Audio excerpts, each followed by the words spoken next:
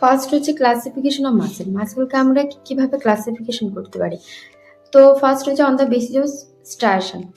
স্ট্রাইয়েশন যে দাগ দাগ যেগুলো থাকে মেনলি, তো স্ট্রাইয়েশন হচ্ছে আমাদের কোন মাসেলে দেখা যায়?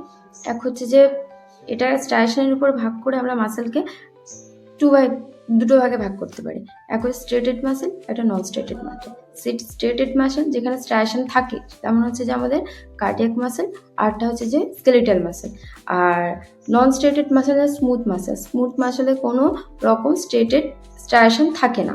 দেন হচ্ছে যে অন দ্য বেসিস অফ কন্ট্রোলের উপর মাসেলগুলো যে সমস্ত ক্লাসিফিকেশন আছে, তো ভলেন্টারি মাসেল আর ইনভলেন্টারি মাসেল। ভলেন্টারি মাসেল হচ্ছে যে যেগুলো আমরা মাসেলের কন্ট্রাকশানে বা রিল্যাক্সেশনে আমরা ভূমিকা পালন করি, কিন্তু আর যেগুলো ইনভলেন্টারি মাসেল, যেগুলো হচ্ছে আমাদের ভেতরকার যে সমস্ত ভিসেরাল যে অর্গানগুলো হয়, সেগুলো আমাদের দ্বারা আমরা কন্ট্রোল করতে পারি না তাদের।